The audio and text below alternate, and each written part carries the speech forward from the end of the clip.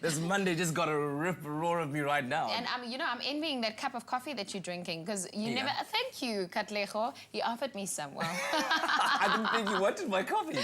Well, hey, there's lots happening on the show today. One of it being, I'm really excited about the fact that the Vital Foundation launched last year in August, making sure that we sponsor a number of inserts here on Expresso to highlight more than just women and child abuse. Yeah, exactly. We've been focusing on different organizations that are involved in the prevention, the dealing with aspects and coping mechanisms that are out there that can help children and women that have been part of abuse situations. And we've been very proud to be a part of that. And today we're taking a further look at that. So take a look.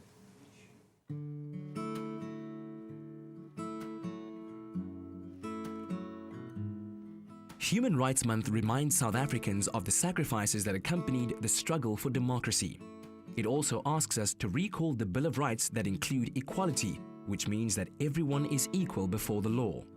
The work of the Vital Foundation helps to protect the basic human rights of women and children. Since the launch of the Vital Foundation on August 5th last year, Vital Health Foods has embarked on a campaign to raise awareness around the abuse of women and children.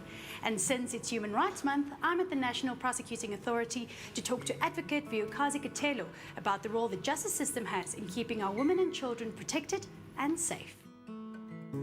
Guided by the Constitution, the NPA's mission is to ensure justice for the victims of crimes by prosecuting without fear, favor, and prejudice. They work with the public to solve and prevent crime. Advocate Katelo, how does the NPA get involved in addressing issues like women and child abuse? Ideally, we get involved when they come to us for prosecution.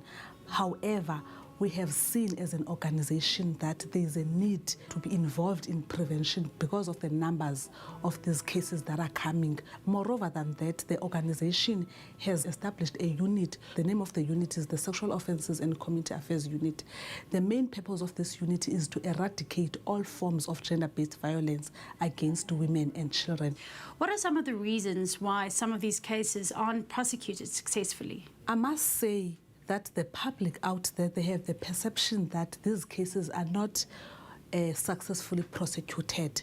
But then I must also say that as NPA, we do reach our targets along those lines.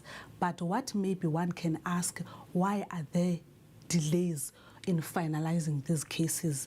One of the delays are caused by improper investigation of these cases. Sometimes, maybe let me give you an example.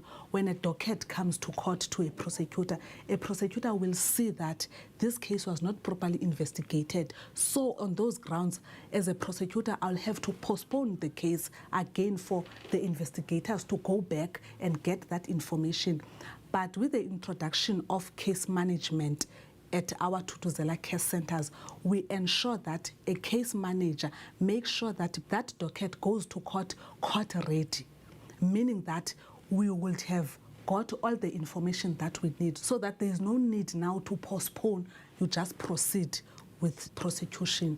Where can women get legal representation if they can't afford it? Women that are reporting that these cases have been committed against them, they don't need to get legal representation because National Prosecuting Authority is a prosecutor's lawyer. We are lawyers of all those that have complained. We represent them at court. Unlike offenders, when they need legal representation, they must go to Legal Aid South Africa. What is the typical process in a case of women and child abuse, and how long does it take? The typical court process on cases of child abuse, the main important thing is consultation, for the prosecutor to consult with relevant witnesses, expert witnesses, complainant himself, because they need to be consulted with just to get the version of their story. Does it tally with what you are having in your docket as well? What is important is for the court. When I'm speaking about the court, I'm speaking about the magistrate, your presiding officer. They need to be observant because we are dealing with the child.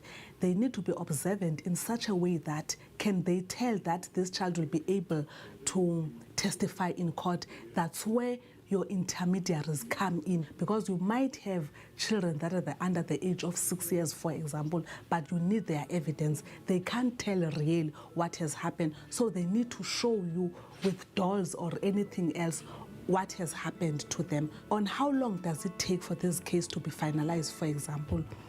We have our targets in the district courts, that is your lower courts. Within 6 months, a case must have been finalized. At regional courts, within 9 months, your case must have been finalized. And at High Court, we have the target of 12 months. So we have those targets that we need to meet. Hence, we have case managers to ensure that these cases are properly investigated. The Vital Foundation should really be congratulated for bringing awareness to the plight of many women and children in South Africa who suffer from various forms of abuse.